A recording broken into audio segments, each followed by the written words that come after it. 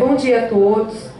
Com grande satisfação que a gente inicia essa manhã de trabalho. Para quem não me conhece, eu sou a Carolina Baracate, eu sou a secretária de Urbanismo da Prefeitura aqui de Campinas. Eu estava assumindo as duas pastas até o ano passado, Planejamento e Urbanismo.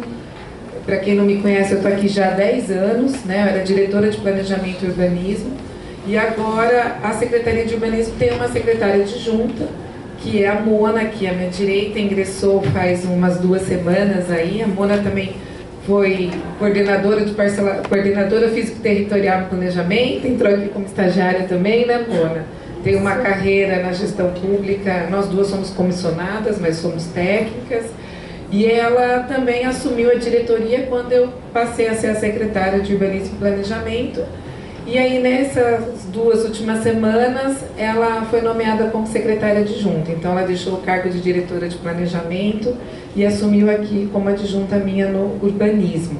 Então, ela está aqui também para ajudar a gente a destravar, desburocratizar, a acelerar os processos de aprovação. E a gente tem feito isso muito assim, intensificamente. Ontem foi um sucesso a nossa capacitação.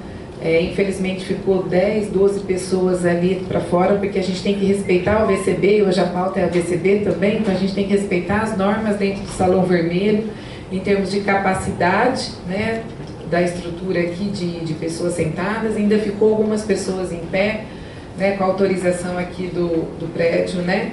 Mas é importante a gente ver como a demanda e a capacitação, ela traz uma importância na vida de vocês profissionais, daquilo que a gente também tem visto nas análises dos processos, nas dificuldades que nós temos de entender, às vezes, um desenho que vocês estão trazendo, uma informação, uma falta de documento. Então, o que a gente pôde perceber nesses 3 anos e meio que eu estou no urbanismo? Muitas das demoras dos nossos processos se dá, às vezes, pela falta de informação, de desenho, de documento que cita uma RT, da hora que você vai ver o número da RT é errada, não tem um AVCB do Corpo de Bombeiros. Então, assim, a gente pede a colaboração de vocês, arquitetos, engenheiros, técnicos de edificações, né, que estão aqui hoje, né, administradores ou procuradores muito dos processos, para que façam um checklist antes de entregar o processo na prefeitura. A maior parte dos nossos tempos se dá por checar documentos, checar a análise do projeto. Então, se a gente puder contar com a colaboração de vocês, no intuito que a gente possa ter uma otimização, né, do trabalho, uma eficácia, a gente consegue economizar esse tempo.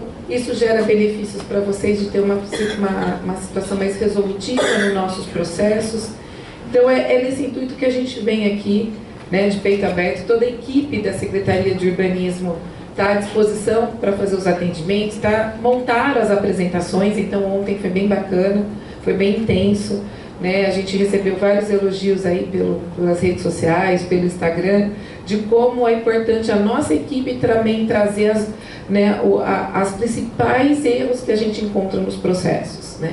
E nós estamos fazendo a capacitação interna com a equipe também, né, na revisão das legislações. Agora a gente vai ter uma revisão do alvará de uso, que é hoje a pauta também. Nós estamos já fazendo, essa minuta já está no jurídico, alvará de uso para a área de comércios, bares, restaurantes e funcionamentos em gerais, né, que mostra que a gente está todo a vapor na revisão e na desburocratização.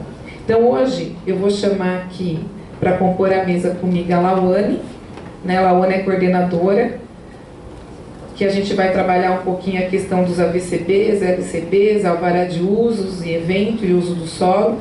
O Matheus, que é da coordenação da CPCIP, de combate à prevenção contra incêndio e pânico. Lawane é coordenadora de uso. A gente não vai fazer uma paradinha para o coffee break, porque a gente vai seguir direto, a gente faz no final e depois a gente abre para as dúvidas. Vou chamar aqui o Rodrigo, que é coordenador de estudos de impacto de vizinhança, junto com a Daniela também. Quem que vai apresentar? O Rodrigo? Mas, Dani, pode compor a mesa. Rodrigo estava à frente da coordenação, e aí agora a gente tem mais uma que vem nos ajudar do planejamento. Eu estou tirando todo mundo da equipe do planejamento aqui.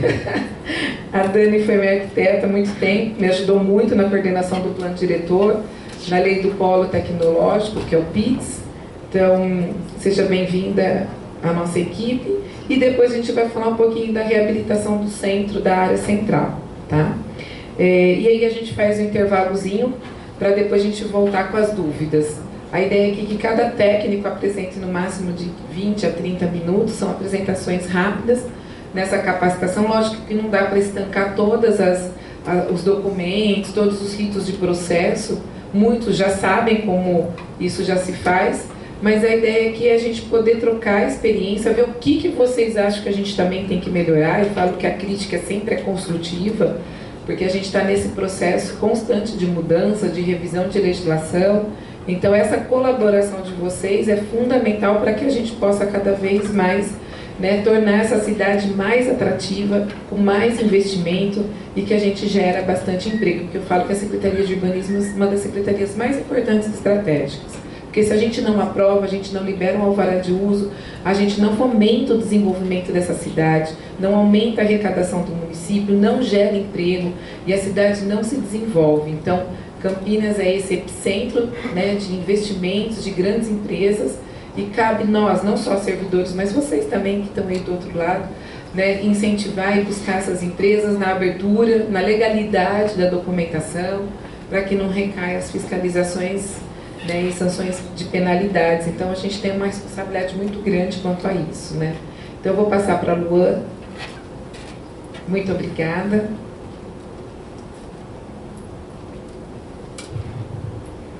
Bom dia a todos, tudo bem?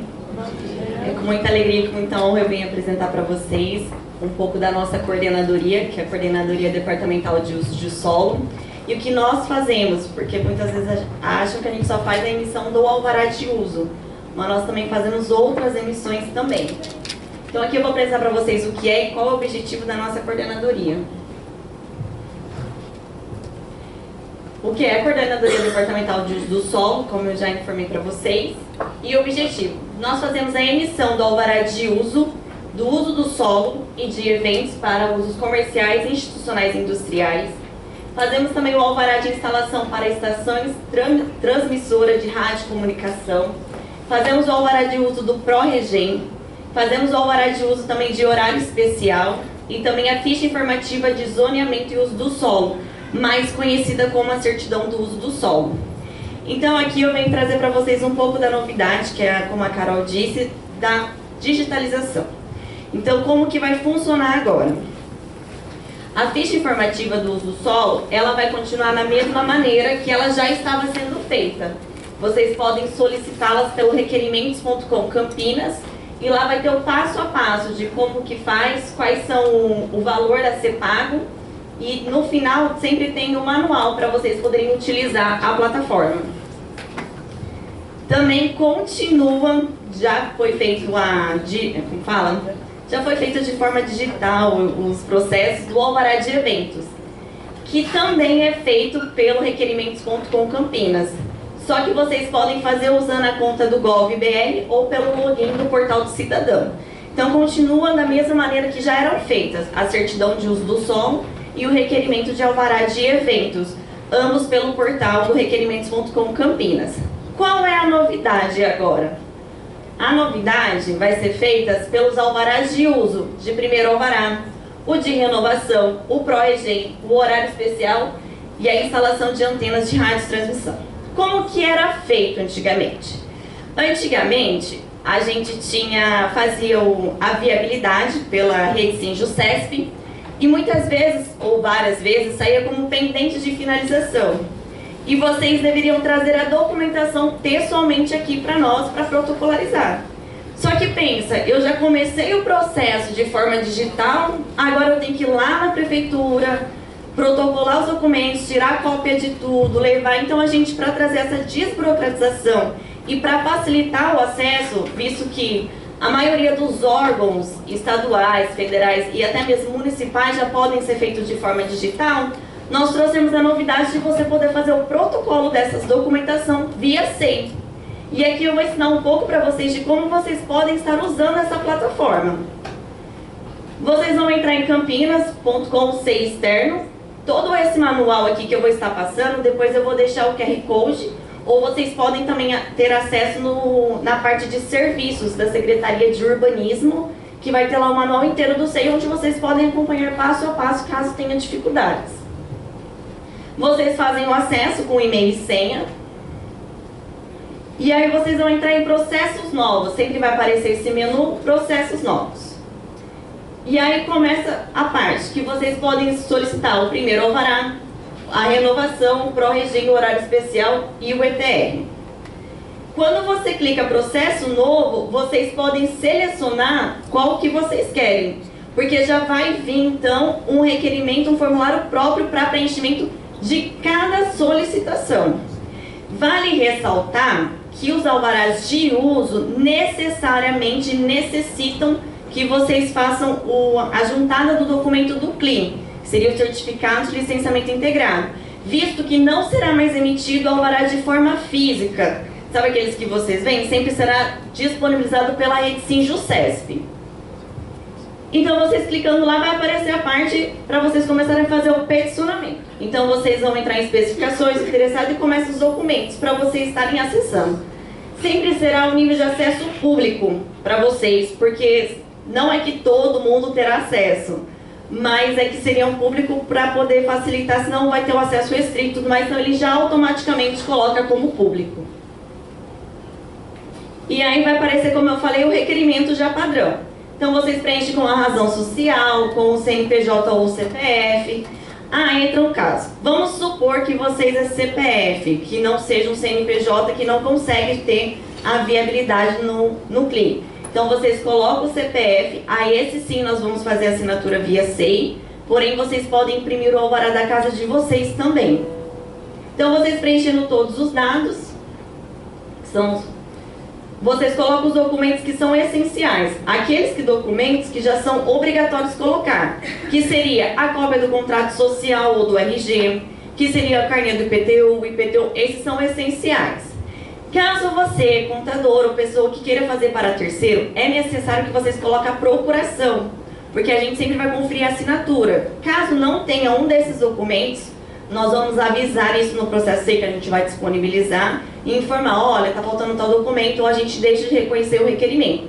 Então é importante que vocês colocam sempre a procuração junto, porque quando vocês fazem o login, vocês vão perceber que vocês vão ter acesso integral no processo. Antes tinham que vir aqui na prefeitura e ter vistas ao processo para ter acesso a cada despacho dos técnicos que foram colocados. Com o SEI, vocês têm acesso em tempo real. Então, cada momento que o técnico coloca um despacho e assina, vocês já têm acesso na casa de vocês. Então, não precisam vir aqui. Então, vocês podem acompanhar. Então, o técnico colocou lá um roteiro de análise. Vocês já podem ver que faltou um documento. Então, vocês já podem providenciar. Aí, coloca o tipo de documento, que sempre vai colocar aqui. E aí, vocês colocam o documento e identifica ele. Quais são o formato? Vocês podem sempre colocar na opção de nato digital, aqui para o arquivo organizar eletronicamente, ou digitalizado. O que seria isso? Nato digitalizado é aquele que você tira a assinatura digital, então ele é próprio mesmo do sistema. No caso, por exemplo, do CLI, seria um nato digitalizado. E digitalizado, vamos supor que você fez uma procuração e assinou, então vocês estão digitalizando aquele documento. É só para diferenciar o formato do processo. Então, vocês vão colocar e sempre clicar na parte de adicionar o documento. Ele irá aparecer aqui, ó, como vocês estão vendo. Eu coloquei o documento errado. Tem a opção de vocês removerem esse documento e adicionar um novo documento antes de finalizar o processo. Os documentos complementares, eles são obrigatórios para cada tipo de solicitação. Então, vamos supor, como eu disse, se você é um CNPJ, uma empresa, é necessário que vocês coloquem o CLI. É necessário que vocês coloquem uma procuração caso vocês não sejam o interessado ou o proprietário do estabelecimento necessário. Então, seriam os documentos obrigatórios para cada tipo. Aí vocês vão ter a opção de adicionar os documentos também aqui no mesmo sistema e adiciona o tipo de documento. Então, vocês podem colocar um AVCB, um CNPJ, um comprovante de e-mail, contrato social, fotos do local. Então, sempre vai ter um nome aqui que vocês podem estar selecionando para identificar aquele documento que você está subindo como complementar. Segue no mesmo jeito, vocês colocam na digitalizado, faz a conferência, se é cópia autenticada, se é cópia em cartório ou cópia simples. E segue novamente na parte de vocês adicionar e colocar um número do documento. No final, vocês clicam em peticionar o seu requerimento de alvará e sempre vai colocar assinar, vocês vão assinar pelo portal cidadão, que vai aparecer, então vocês podem colocar. Próximo. E aí você vai ver que foi feito o peticionamento, ele vai gerar um número do SEI.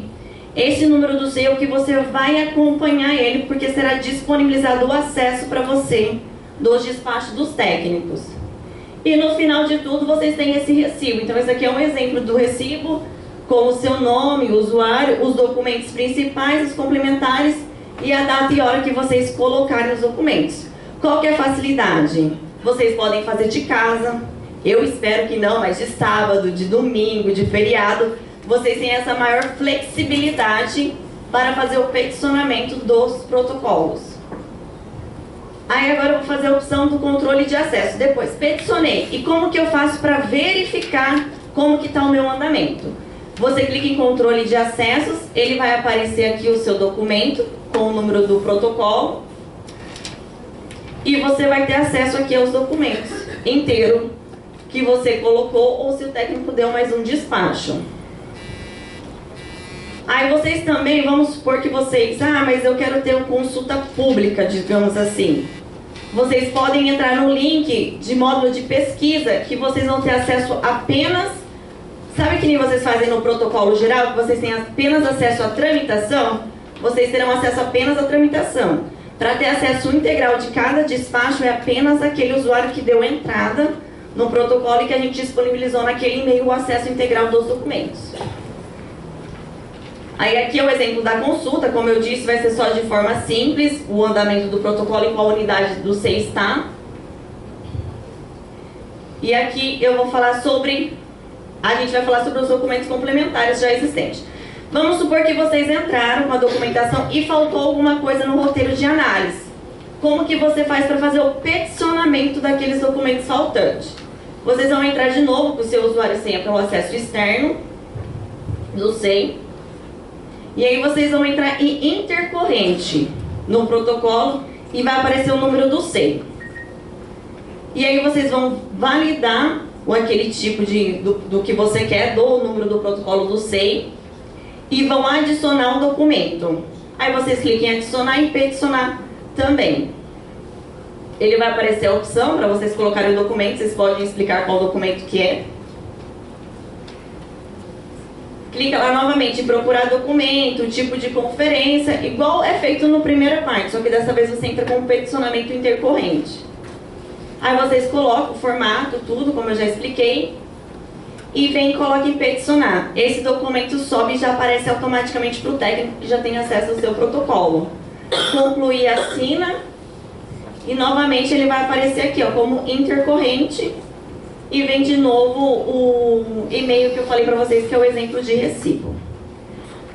E agora? Vai aparecer lá o andamento que foi feito, o peticionamento que entrou na unidade para nós. Normalmente sempre vai entrar nessa unidade do Seduzasa, que é a nossa triagem, que é feita lá no nosso departamento. E agora vem a parte. Tem vários casos também, de que nós liberamos o alvará por 3 anos. Porém, a vigilância sanitária libera apenas para 1 ano, vamos supor. E vocês precisam revalidar o CLIM. Não tem um requerimento de revalidação. Como que vocês podem fazer isso? Vocês entram lá de novo no acesso de vocês e vocês entram em processo novo e clicam na parte de requerimento padrão. Vai abrir a tela dos documentos e tal. Importante colocar o CLI válido anterior, o pendente de finalização. E aí vai aparecer a especificação, você coloca novamente restaurante, ou aqui é um exemplo do restaurante, o nome, ou o estabelecimento, tudo, e o VRE é um número. Muito importante colocar o número do VRE e o documento para poder ser liberado. Aqui é importante dizer que como entra como requerimento padrão, sempre cai no protocolo geral, e eles fazem o filtro. Por isso é importante colocar como Secretaria Municipal de Urbanismo, e aqui justificar por que vocês querem validação. olha, a vigilância sanitária venceu, o bombeiro venceu, porém ainda está válido na prefeitura, eu preciso só da revalidação. Informa o protocolo anterior, pode ser ele físico, para que a gente possa consultar se a documentação encartada naquele protocolo ainda está válida ou se há necessidade de solicitação de mais documentação, ou o número do protocolo SEI para que a gente possa fazer a juntada desse novo peticionamento. E faz de novo os documentos, como eu falei, você vai colocando lá obrigatório, nato, peticionar, e aí você assina e aparece novamente o recibo. Aparece ali para você o protocolo e o recibo de que foi feito. Então essa é a novidade que vocês podem estar fazendo da casa de vocês.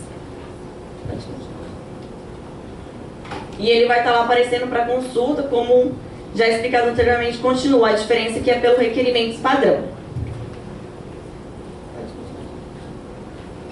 Esse QR Code direciona esse manual que está disponível no site nosso, como eu já informei para vocês, onde vocês podem acompanhar passo a passo, que tem o print de tela por tela dos acessos, caso vocês tenham dúvidas, tá bom?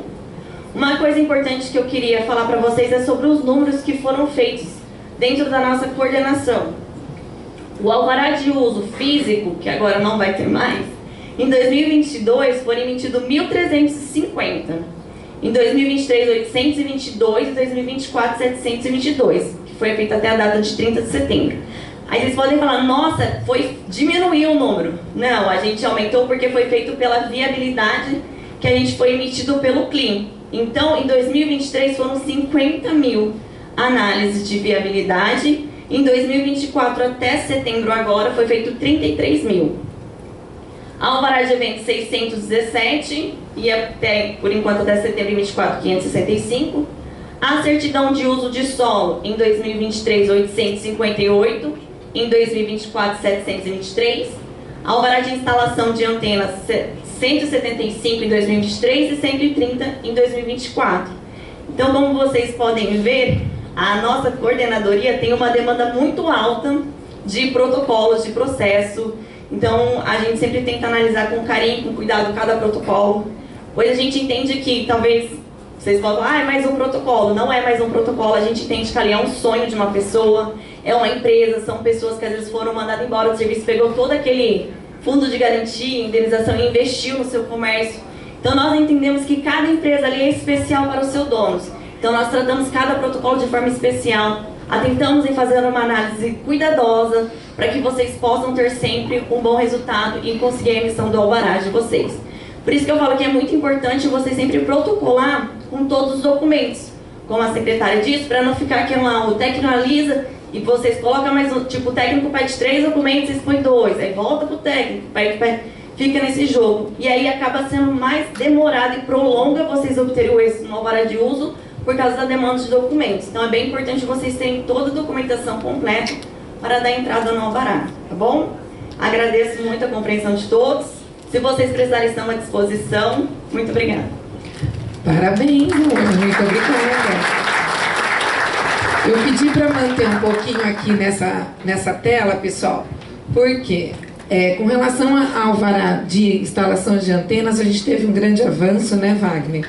Então, eu quero aqui, na presença do Wagner, também agradecer a presença do Marcos da CPCIP, nosso diretor do DECOM, tá ali o Hélio, no fundão, né? Muito obrigada aí pela parceria de todo esse trabalho que a gente vem desenvolvendo. O que acontece? Na lei de alvarás de antenas, que é a lei 5G, a gente flexibilizou, e então a gente depois pode dar um esclarecimento até um pouco mais detalhado, que agora a gente não licencia as operadoras, Vivo, Claro, TIM. Quem faz essa fiscalização das operadoras é a Anatel. Então nós fiscalizamos e licenciamos apenas a torre, que é um edifício construído sobre o solo público. E isso cabe sim à Secretaria de Urbanismo fazer o seu licenciamento. Então nós tivemos um grande avanço na interpretação da legislação federal, que inclusive solicita que os alvarás de antenas eles sejam por 10 anos, porque a torre está lá, ela vai licenciar a quantidade de operadoras que ficam nesta torre, e aí nós vamos dar o alvará de execução da torre com quantos pontos que ela pretende instalar de operadora. Se caso haja mudança da altura da torre ou a quantidade de pontos de operadora, aí sim ele tem que pedir um ou outro alvará para nós instalação de antenas. Se ele não mudou, aquilo vai ficar fixo. Então são menos processos que nós vamos analisar. A gente tinha uma taxa, né, Wagner, muito alta para licenciar, que não condizia com o tempo de análise do técnico, que é um processo simples.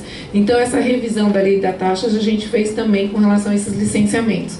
Então provavelmente a diminuição também se dá daqui até o final do ano, um pouco menos, porque a gente fez a lei que foi publicada recentemente. A questão das fichas de zoneamento são sempre solicitadas antes de fazer qualquer tipo de empreendimento, mas vocês observem que em 6 meses a gente já está batendo a meta do que foi feito ano passado, 858. E de viabilidade de aberturas de empresa que a gente faz o estudo, 50 mil. Gente, é 50 mil processos. Então, eu falo que é muita demanda a Secretaria de Urbanismo, e a gente tem se esforçado com a pouca equipe que a gente tem. Embora nós contratamos, só nessa gestão, mais de 18 técnicos, entre 8 arquitetos, 10 engenheiros e 7 engenheiros fiscais, e mais 8 administrativos. Então a gente teve praticamente quase aí 33 funcionários sendo incorporados no nosso quadro técnico da prefeitura, justamente porque houve muita gente que se aposentou. E essa reposição tem que ser feita para que a máquina pública não pare, né? E nós pudemos, na reestruturação da secretaria também, fazer com que os funcionários que estão há muito tempo assumissem cargos de chefe de setor, de coordenação. E aí a gente criou 2 coordenadorias, pelo que eu disse ontem. Nós tínhamos tudo em cima do Carlos Emílio, que era o coordenador de fiscalização. Então nós separamos a fiscalização de comércio com a fiscalização de obras. E quem assumiu a coordenadoria de fiscalização de obras foi o Paulo Credédio. Então aqui todos os bares, restaurantes, todo tipo de comércio na cidade é feita hoje pela fiscalização de engenheiros e fiscais de comércio, como agora a gente estruturou, perdão, é a palavra correta, a coordenadoria de obras, e lá tem os seus engenheiros e os seus fiscais de obras também. Então tudo que é BIT, CCO, vai para a equipe de fiscalização de obras, tá bom? Parabéns, Lauane, pela apresentação. Vou chamar o Matheus, da Coordenadoria de Prevenção ao Combate a Incêndio, que vai falar um pouquinho da parte da função da coordenadoria e algumas observações importantes para passar para vocês. Obrigada.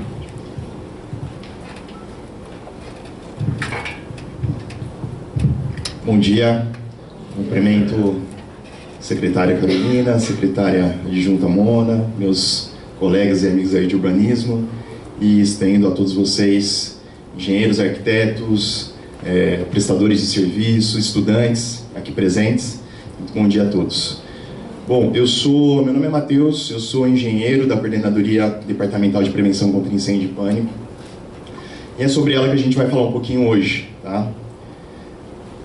Bom, a CDPCIP é a Coordenadoria Departamental de Prevenção contra Incêndio e Pânico, e ela tem como principal objetivo zelar pela segurança dos moradores, frequentadores, visitantes de todos os tipos aí de edificação, quer seja ela permanente ou, em caso de eventos, temporária. Então esse é o nosso principal objetivo. E basicamente a CDPCIP ela se ramifica em 2 vertentes principais de atuação.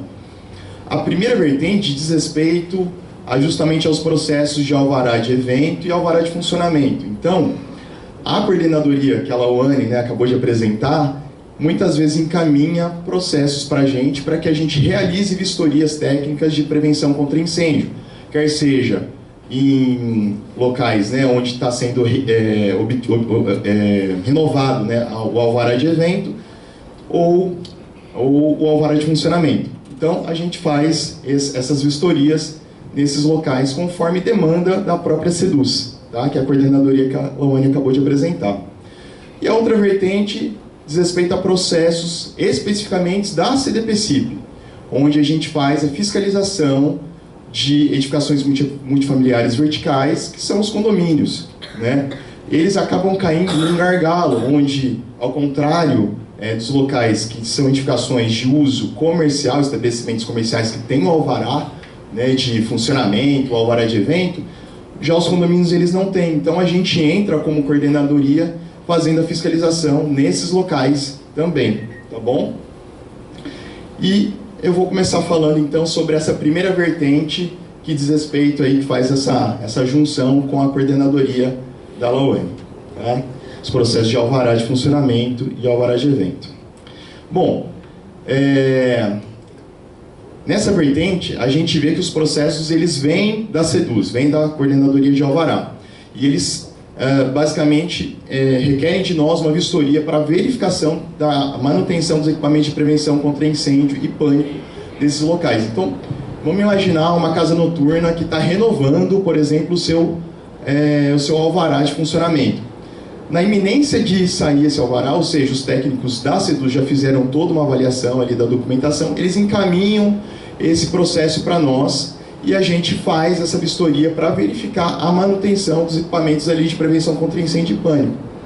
Por mais que aquele estabelecimento tenha, sim, aquele AVCB, às vezes emitido e com vigência de 1, 2, 3 anos, né, de validade, a gente tem esse cuidado de ir lá até o local, na iminência de sair esse alvará, fazer essa vistoria para verificar se efetivamente está tudo certinho.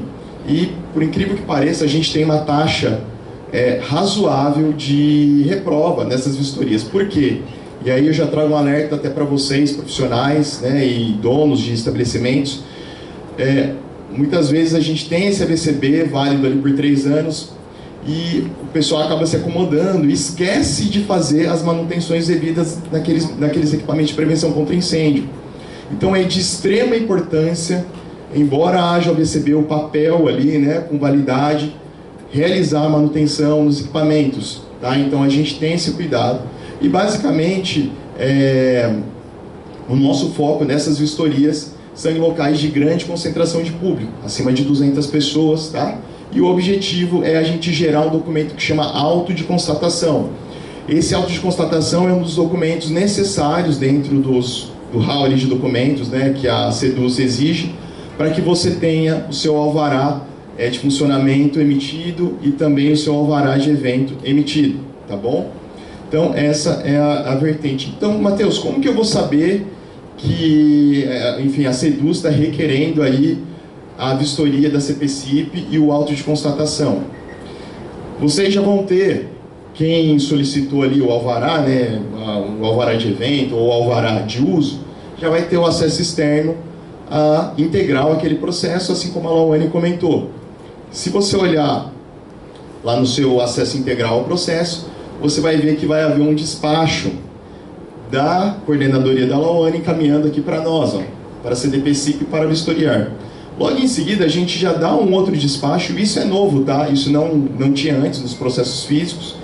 A gente já dá um despacho dando todas as orientações necessárias para que esse agendamento seja feito. E aqui é importante dizer que a nossa vistoria ela não é uma vistoria surpresa, é uma vistoria agendada, tá? Então, a gente faz esse agendamento e, novamente, a gente instrui para que seja feita essa manutenção, seja feita essa conferência para ver se está tudo certinho, para que a gente chegue no local e constate que está tudo certo. E uma vez feita essa vistoria e aprovada, a gente gera esse auto de constatação, que é o documento que a gente mesmo anexa ao processo de alvará, tanto de evento quanto de funcionamento. Esse aqui foi um evento que nós fomos agora em setembro, até o responsável técnico desse evento está aqui, e nós fizemos e emitimos esse alvará de constatação, esse auto de constatação, e anexamos ao alvará do evento, tá bom? E com isso, o pessoal do alvará de evento, ou o pessoal do alvará de funcionamento consegue dar prosseguimento na análise e emissão dos documentos deles, ok? Então essa é a primeira vertente da CPCIP, tá? E agora eu vou passar para a segunda vertente, que diz respeito aos processos da CDPCIP mesmo. E aqui são casos onde muitos de vocês não conhecem, mas eu acho interessante a gente trazer aqui para conhecimento de todos. Basicamente, na CDPCIP, a gente faz esses processos de fiscalização e edificações comerciais verticais dos condomínios, tá? E basicamente, ao contrário do que a gente vê na SEDUZ, onde os processos eles são iniciados, né, os pedidos, por exemplo, de renovação de alvará, são iniciados por vocês, aqui a gente starta os processos da CDPCIP, os processos de fiscalização. E esse startar, na verdade, ele começa a partir de denúncias anônimas que a gente recebe no Sistema 56 e também de blitz de rotina que os nossos fiscais fazem na cidade. Inclusive, ultimamente, nesses últimos meses, a gente tem feito um trabalho muito forte no centro de Campinas e também no Cambuí. Então, se a gente for olhar, praticamente todas as edificações verticais aqui estão sendo fiscalizadas e tudo isso está sendo catalogado. A gente tem um sistema de georreferenciamento no QGIS, onde a gente consegue catalogar tudo certinho, cada uma dessas edificações, e a gente tem feito isso. E basicamente o nosso fiscal ele vai até o local e ele pode intimar a apresentação de determinados documentos que dizem respeito à segurança daquela edificação. O AVCB, laudos como por exemplo do para-raios, do sistema de proteção contra descargas atmosféricas, do sistema de gás, e o fiscal ele vai até o local para fazer isso. E o nosso objetivo nessa ação fiscalizatória é garantir a segurança contra incêndio nesses locais, tá bom? Então é basicamente isso que nós fazemos. E aqui a gente tem um fluxograma mais ou menos de como funciona os nossos processos. E aqui eu quero gastar um certo tempo para explicar para vocês. Vamos supor que a gente receba uma denúncia anônima de um condomínio X aqui no centro de Campinas. Essa denúncia ela chega para nós, a nossa coordenadoria. A gente mesmo já abre o processo SEI, processo eletrônico, tá bom? Então a gente já faz essa abertura desse processo e encaminha para o nosso fiscal. Nosso fiscal ele vai até o local e intima essa edificação a apresentar, por exemplo, o AVCB, tá bom?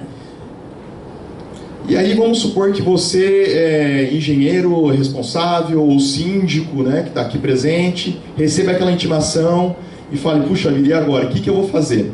A primeira coisa que tem que ser feita é o cadastro no sistema SEI, tá? E depois a gente vai interagir com vocês através de 3 pontos importantes aqui que eu vou apresentar para vocês. O primeiro ponto seria a solicitação de acesso integral àquele processo. Veja que lá no Alvará você já tem esse acesso porque foi você que startou basicamente esse processo. Aqui não.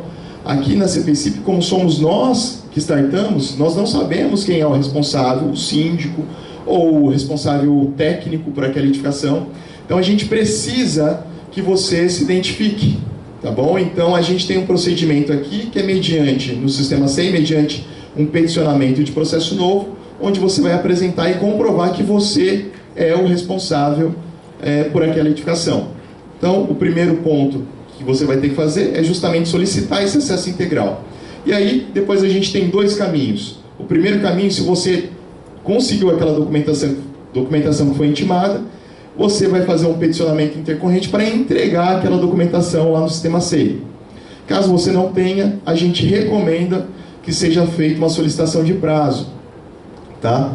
Também por peticionamento no sistema SEI. Então veja que é tudo eletrônico, você consegue fazer da sua própria casa.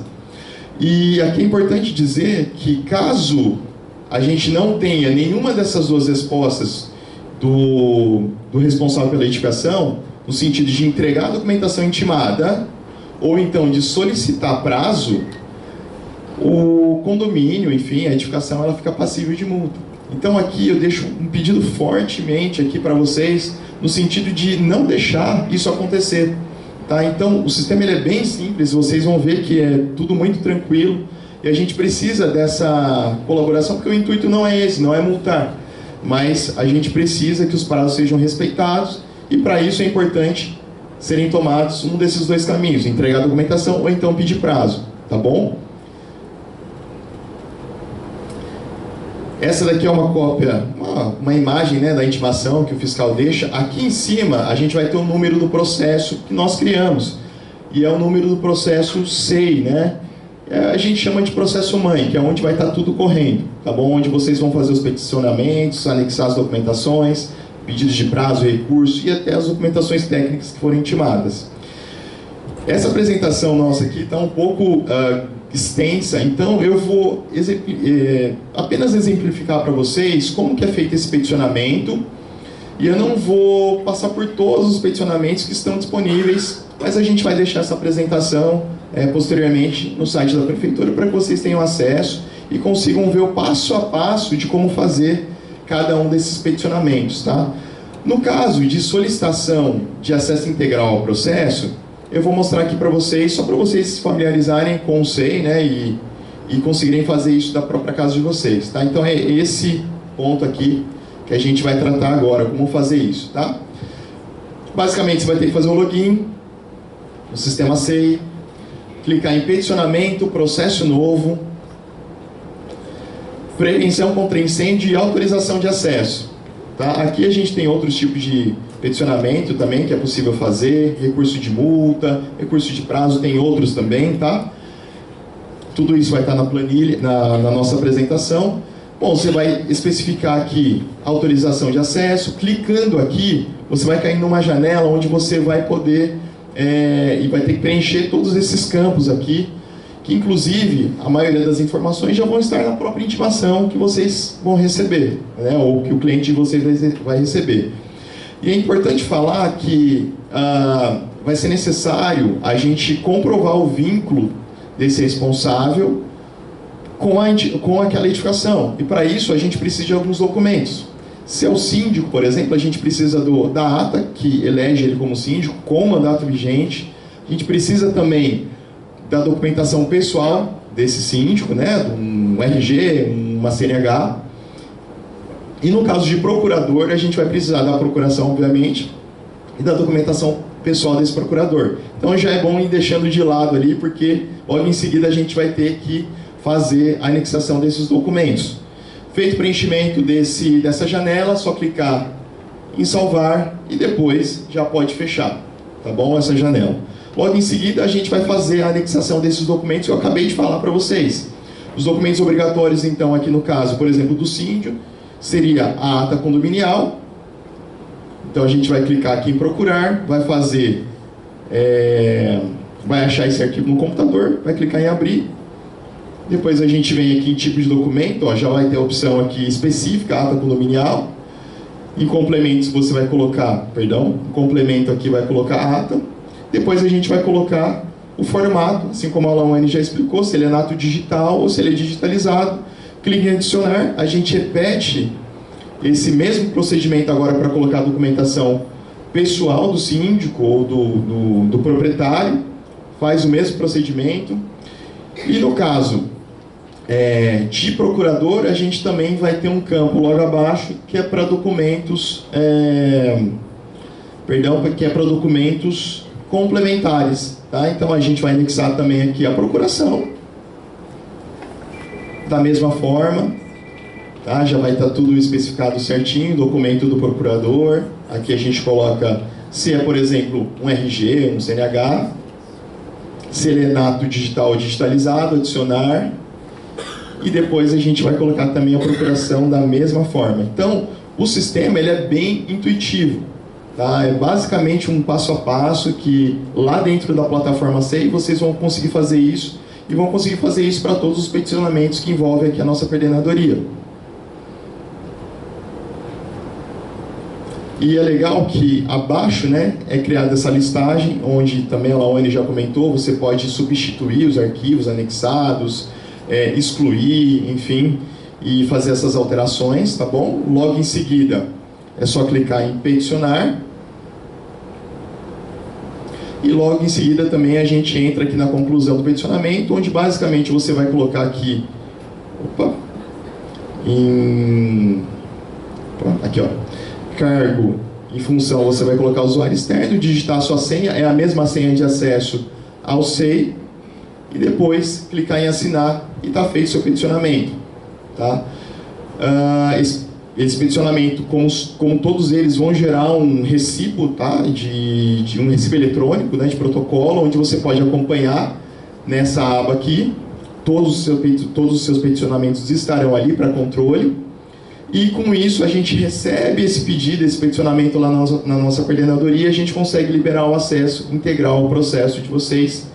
E aí a gente já pode ir caminhando com o processo.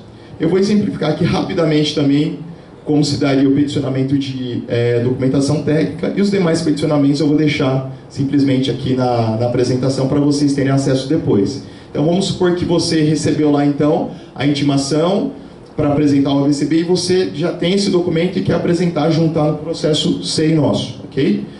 Como que você vai fazer isso? Você vai fazer através de um peticionamento intercorrente.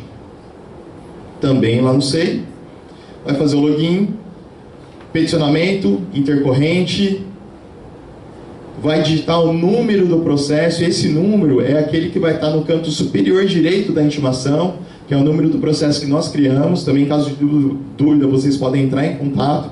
Vai digitar, clicar em validar e depois adicionar. Vai escolher o documento que você quer anexar, no caso, vamos supor que seja o AVCB, vai lá clicar em procurar, vai abrir no seu computador a janela, vai selecionar o arquivo que você quer colocar, o AVCB, por exemplo, e clicar em abrir. Logo em seguida a gente vai colocar aqui o tipo de documento, e aqui a gente tem uma lista grande, tá, de tipos de documento. Lá você vai selecionar, por exemplo, o AVCB e vai colocar em complemento do tipo de documento o número, por exemplo, do AVCB. Logo em seguida, se ele é nato digital ou digitalizado, adicionar, e vai ser criado aí a lista embaixo. Se caso nessa situação você, por exemplo, tenha sido intimado a apresentar o AVCB e mais alguns laudos, né? Por exemplo, você pode repetir esse procedimento colocando esses laudos, RT, já tudo nesse mesmo peticionamento intercorrente. E aproveita para colocar tudo, tá bom? E aí, por fim, é só clicar em peticionar. Novamente a gente cai na mesma tela para concluir o peticionamento e faz a assinatura e está feito. Novamente gera o recibo. Então é um sistema assim, excelente para a gente gerenciar esses processos da CPCIP, e com isso vocês também têm a autonomia de fazer tudo isso em casa. Eu vou pedir para a gente ir para pular um pouquinho os slides e para o 78, onde por fim eu só vou mostrar como que vocês vão ver esse controle tanto desses acessos, onde você tem o acesso ao processo integral, né, quanto aos peticionamentos que vocês fizerem. Então, quando for feito isso, a gente vai cair aqui nessa página inicial do SEI, onde você vai ter ali o controle de acessos externos. E ali você vai ter a lista de todos os processos onde você tem acesso, tanto o peticionamento que você fez, quanto aqueles processos onde você tem o acesso integral, né, onde foi solicitado conforme nós vimos. E aí vamos supor que você queira ver um deles, é só você clicar no número. E aqui é um exemplo, né, de um acesso externo integral de um processo. Aqui a gente vai ter toda a especificação, né, desse processo, o número dele, a gente cortou aqui, tá, mas o número do processo, a origem, né, a data que ele foi gerado. E aqui embaixo é muito legal, por quê? Porque você vai ter toda a relação dos documentos anexados a esse processo. Então você pode clicar em cada um desses números aqui e ter acesso. É como se a gente pegasse um processo físico e tivesse acesso folha por folha daquele processo. Então você vai conseguir ver cada um dos despachos, dos recursos que foram feitos, a intimação, eventuais multas, enfim, recibos, documentações anexadas. Você vai conseguir ver tudo aqui. Então, em tempo real, é como se você tivesse uma certidão de inteiro teor a full time para você ver da sua própria casa, tá bom? E embaixo a gente tem a lista de andamentos que é falado aqui, que é basicamente os locais por onde esse processo passou. Ou seja, a tramitação desse processo, tá bom?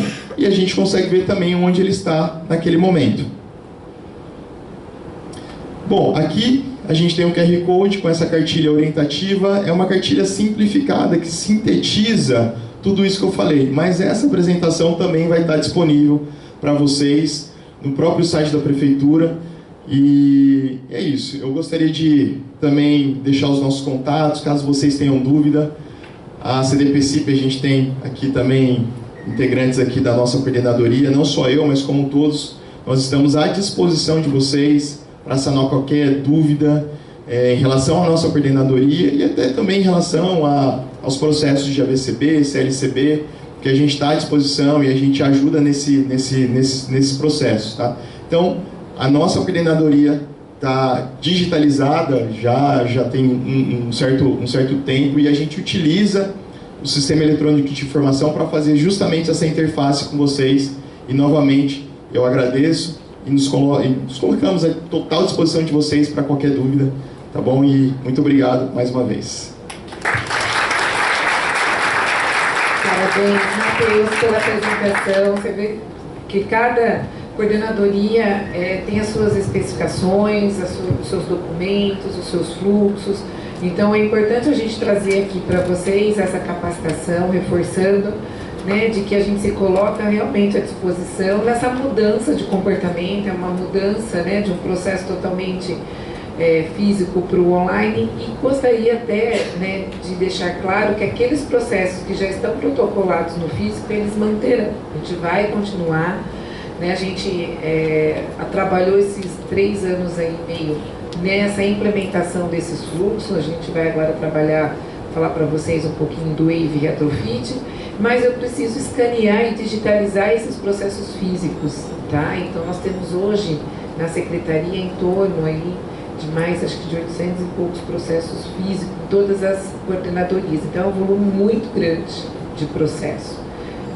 Muitos a gente não consegue digitalizar na parte de aprovação, porque a planta está no processo, a gente precisa corrigir, a gente precisa colocar as observações do Comunix, mas as duas hoje coordenadorias que são o DECOM, né, a diretoria do DECOM com as duas coordenadorias aqui, elas já estão nesse processo via SEI, que são documentais, né, é um pouquinho mais simples do que na parte de aprovação, que exige a planta ser totalmente corrigida e analisada. Então, esses processos físicos, ainda ele vai levar um certo tempo nessa digitalização que nós já começamos pela coordenadoria de obras, dentro da fiscalização. Nós já digitalizamos mais 50 caixas. E ao digitalizar esses processos, a gente tem que digitalizar no sistema OCR, que eu consiga fazer a busca pelo código cartográfico, ou pela identidade do engenheiro arquiteto, pelo CPF, pelo RG. Então, não é simples a digitalização também. Tá? Então a gente está nesse processo. Eu vou chamar o Rodrigo, né, para falar um pouquinho do estudo de impacto de vizinhança.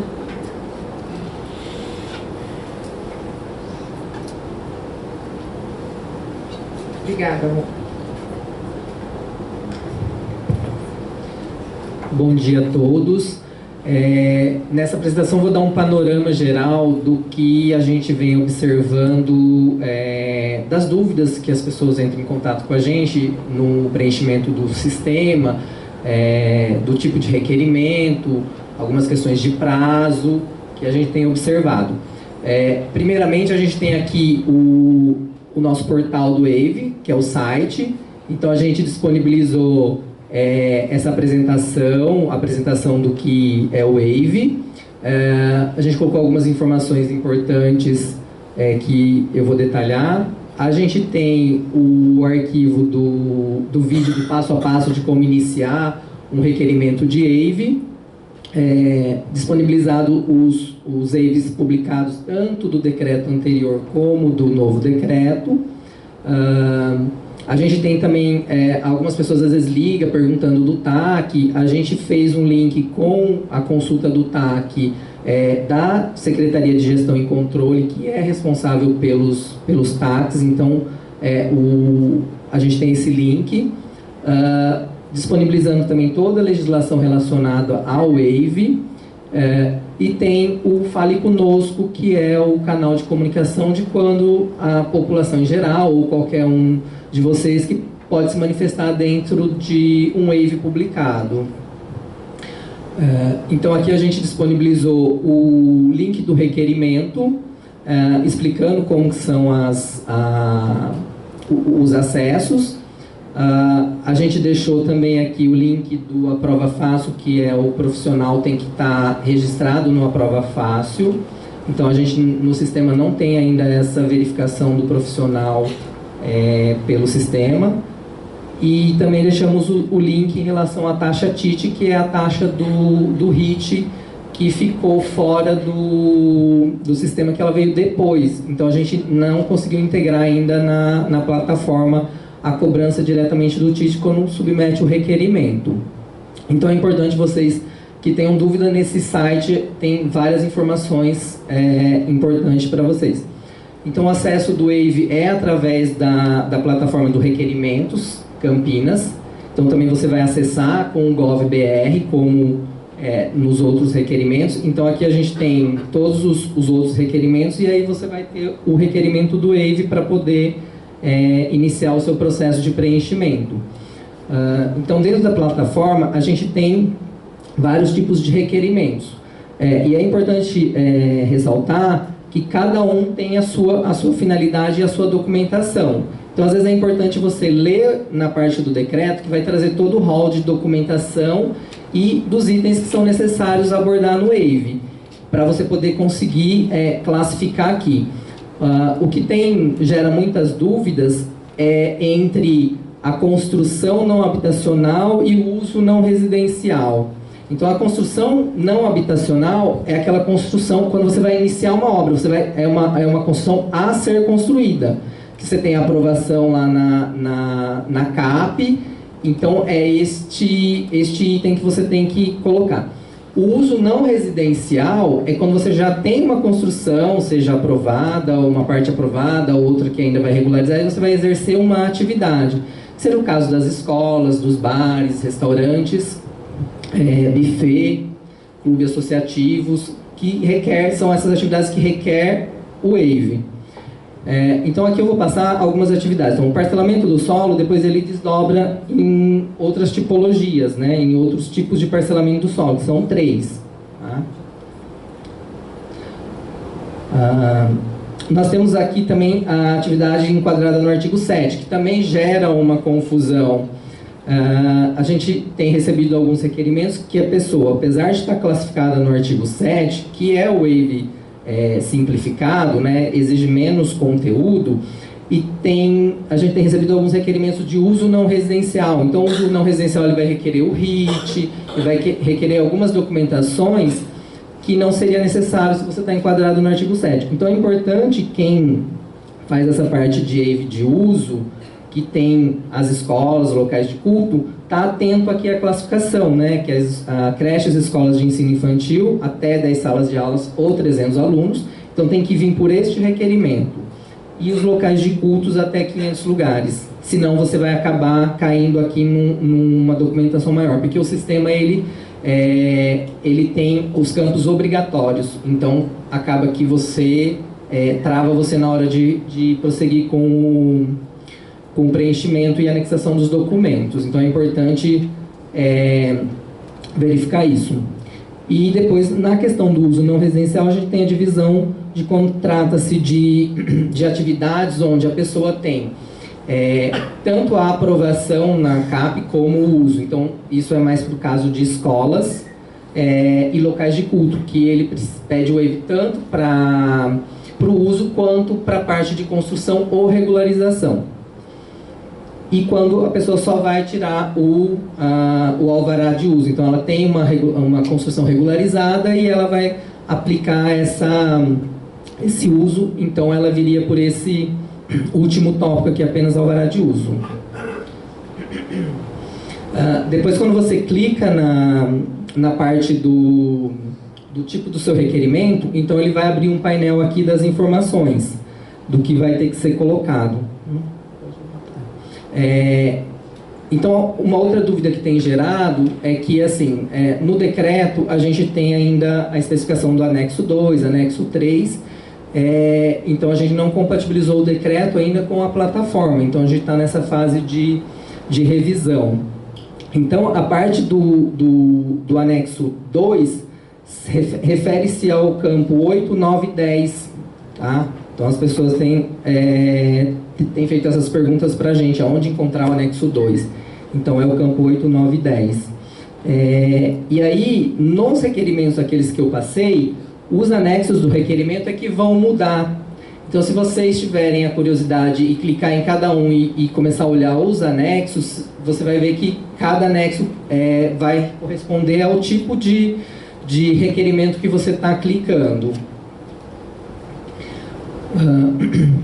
Então, aqui uma coisa importante é que a gente colocou, quando os casos que tem o RIT, que é aqueles que não estão enquadrados no artigo 7, a gente tem que ser gerada essa taxa TIT, que é naquele link que eu passei a parte. Acho que aqui nas dúvidas, eu acho que a gente colocou o link que vocês podem acessar e emitir o boleto. Então, a gente está trabalhando para integrar o boleto com a taxa inicial para não ter esse problema.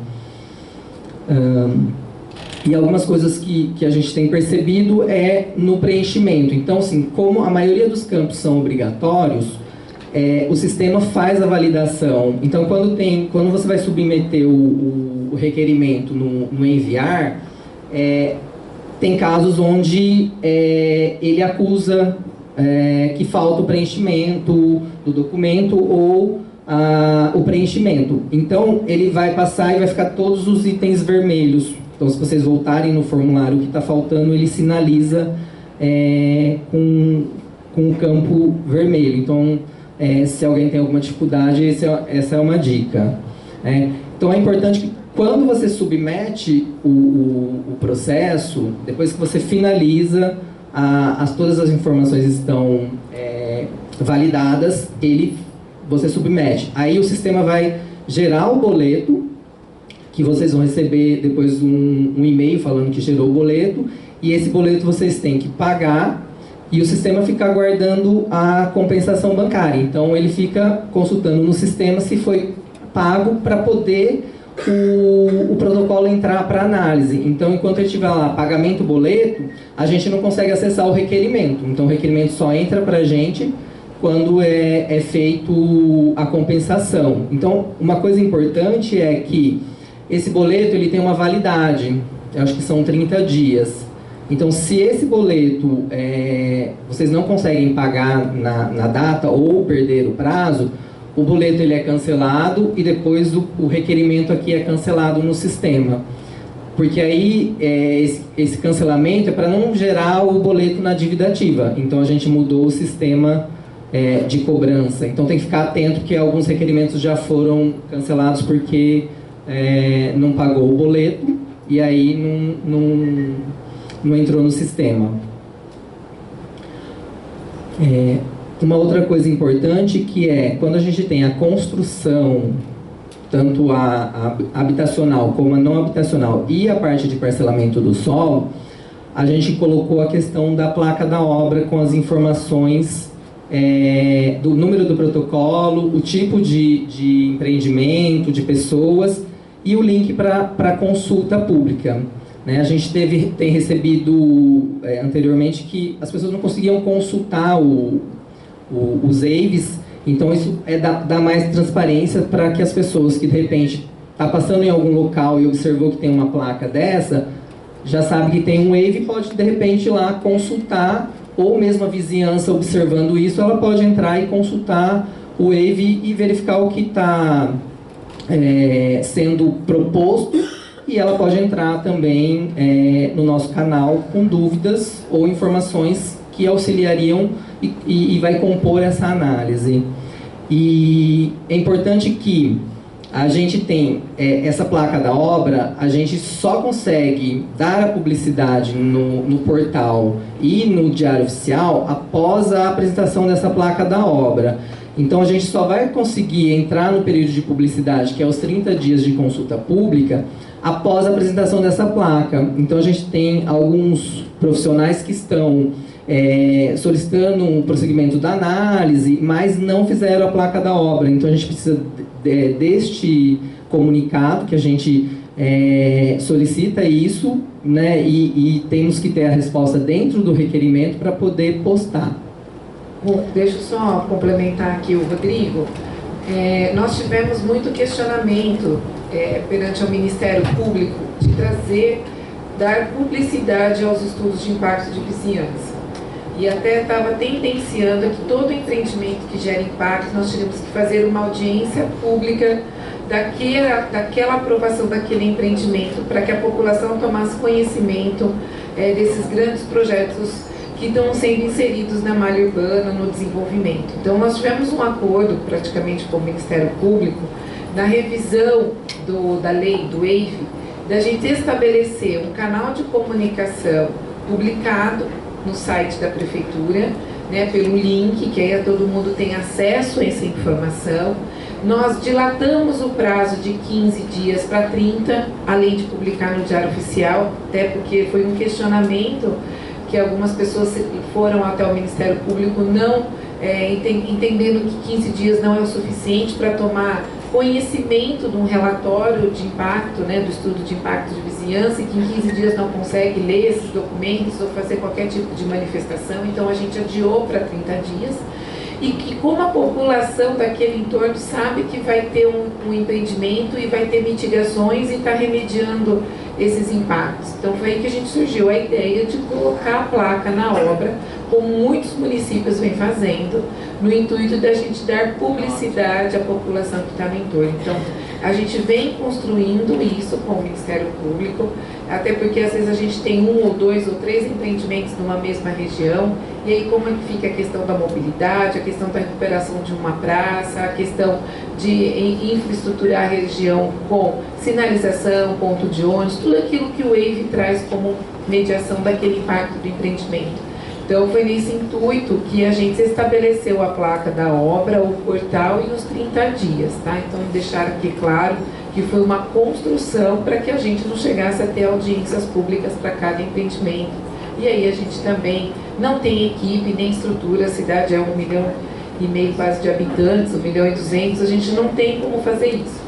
Então a gente criou um portal, que até então não tinha, onde você tem lá todos os EIVs que estão sendo analisados, a localização, o custo de obra, então é facilmente acessível para todo mundo, tá? Então a gente deixou isso bem claro, só fazendo esse parênteses aí na fala do Rodrigo, né? Porque essa mudança de procedimento que até então nós não tínhamos, tá? Pode seguir, obrigada. Um outro item importante é a questão da contribuição social para os empreendimentos habitacionais multifamiliares. Então, por conta do que a Carol falou, né, do adensamento, da gente ser cobrado do Ministério Público em relação a fazer esse adensamento que vai acontecendo numa determinada região, a gente tem empreendimentos habitacionais que é só acima de 200 unidades que teriam um EIV.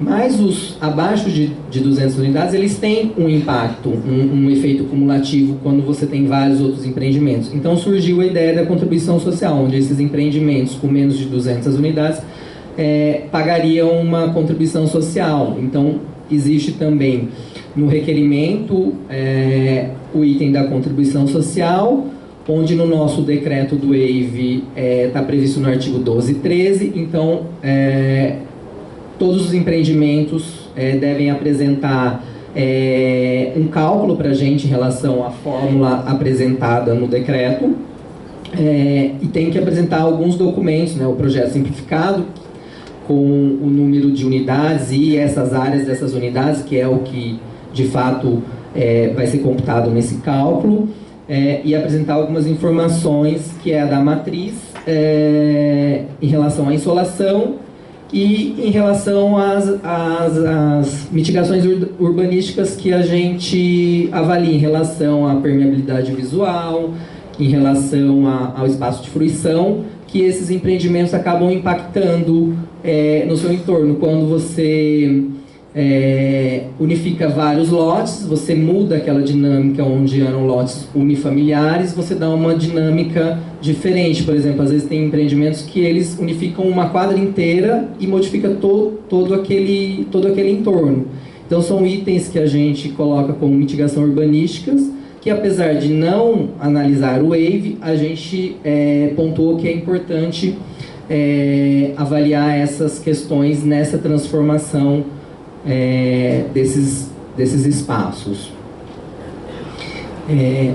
Uma coisa importante é a questão dos prazos. Como a gente tem esse sistema que ele é online, é o sistema que controla os prazos. Então, no nosso sistema, a comunicação é sempre através do requerimento. Então, tem alguns interessados que entram em contato por e-mail, ou entram em contato por telefone, ou manda documentos por e-mail. Então é importante esclarecer que sempre que houver a necessidade de apresentação de documentos, será sempre através do Comunique-se do requerimento. E aí o interessado tem que postar aqueles documentos que a gente solicita dentro do próprio requerimento, que é o próprio sistema que alimenta o SEI deste requerimento. Então isso é importante. Então, diferentemente do que os colegas apresentaram, o peticionamento no SEI, no nosso a gente não consegue fazer esse tipo de peticionamento, porque o link e a relação é diretamente no requerimento. O que a gente tem observado é algumas dúvidas em relação ao Comunique-se. Então a gente tem o Comunique-se de validação, que são 30 dias. Então a gente verifica toda a documentação prevista no decreto e no requerimento, se estão documentações válidas. Então a gente checa os documentos, se é o RIT, é realmente o RIT, se é a planta aprovada, é realmente a planta aprovada, se o contrato social é um contrato social. E quando tem algum documento ou que está vencido, ou é o documento que não condiz com o que é o necessário, a gente dá o Comunique-se de validação de 30 dias. Então é importante, quando vocês vão iniciar um requerimento, verificar a validação de todos esses documentos e se estão dentro do prazo e se condiz com o que se pede.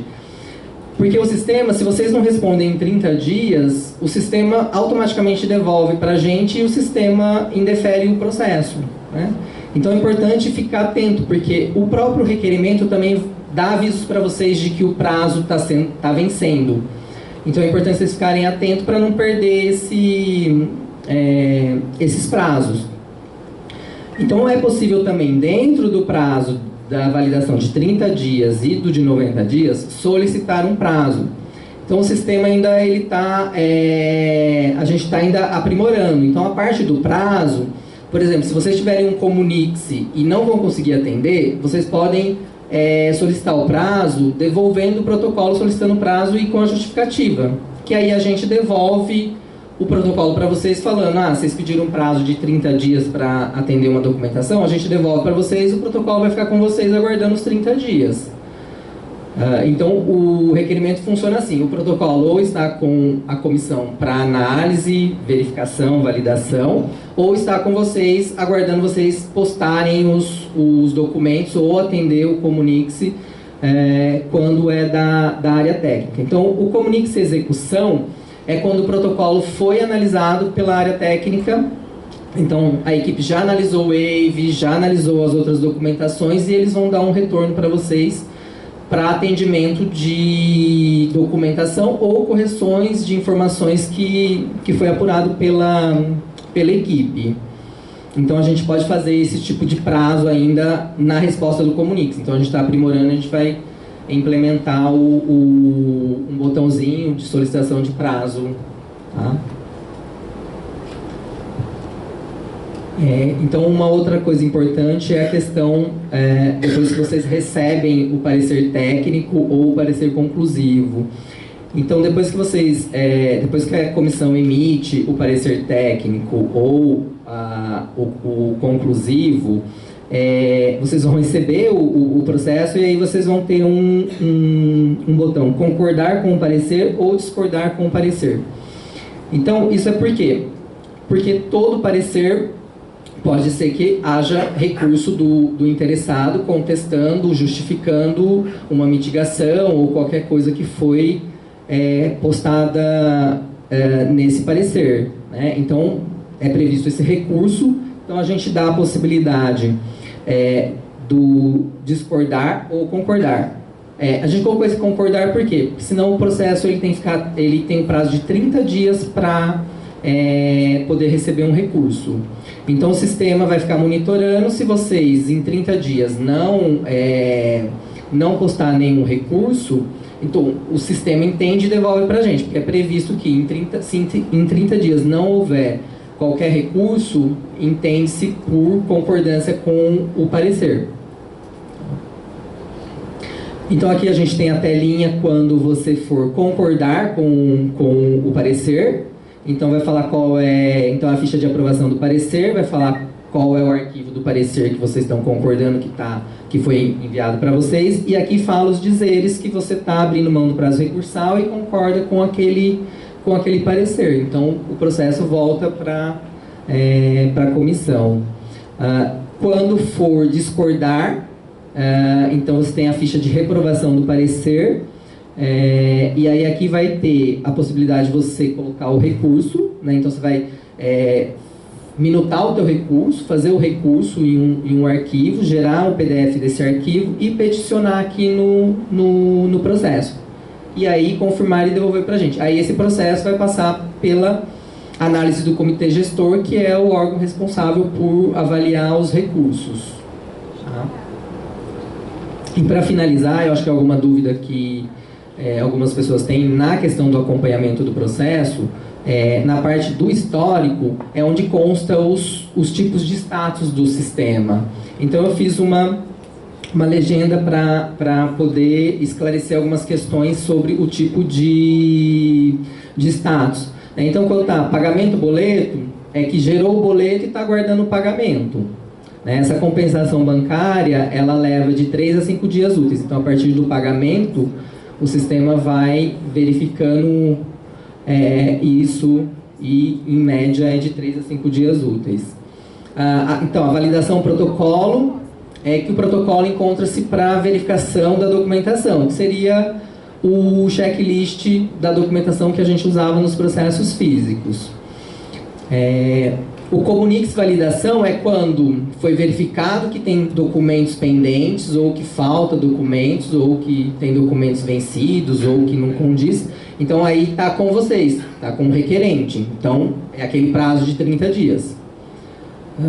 Aí tem o item Publicidade Protocolo. Então, por exemplo, foi verificada toda a documentação, o protocolo está apto para poder ser analisado e dar publicidade. Então a gente encaminha para esse prazo de publicidade, publica no Diário Oficial e o sistema vai gerenciar esses 30 dias de publicidade. Após esses 30 dias, o protocolo cai para execução de protocolo. Então aí ele está aí apto para análise. Aí ele entra para a fila da análise dos processos. Tá?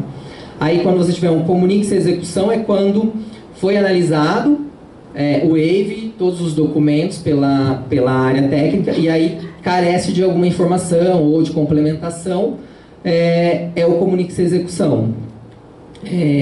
O publicação parecer técnico é quando foi emitido o parecer técnico e envia para o requerente, então fica aguardando a publicação. Aí entra naquela caixinha do concordar ou discordar. Tá? Na verdade, a validação parecer técnico cai naquela caixinha de concordar ou discordar que fica aguardando os 30 dias ou a decisão do requerente. Aí para a publicação, aí do conclusivo é o mesmo sistema, né? O publicação do parecer conclusivo é quando a gente envia, e aí ele cai na validação parecer conclusivo. Então a publicação parecer conclusivo ou publicação parecer técnica, assim, o parecer foi minutado, então está aguardando ali para poder, está apto para poder emitir. E após expirar o prazo de 30 dias da validação do parecer conclusivo ou discordar, no caso, se o interessado discordar, aí ele volta para a questão de análise de recurso. Se expirou aqueles 30 dias ou o interessado concordou, o protocolo ele finaliza na parte do requerimento. E após isso, dentro do sistema, a gente vai fazer a gestão e aqueles encaminhamentos para a gestão em controle e depois para o jurídico para a minuta do TAC. Isso os casos que tem o TAC. Os casos que tem aquela declaração de responsabilidade, a gente vai devolver para o interessado para poder apresentar a declaração de responsabilidade, o cronograma de obras, o cronograma de execução das mitigações referente àquela atividade, aquele uso.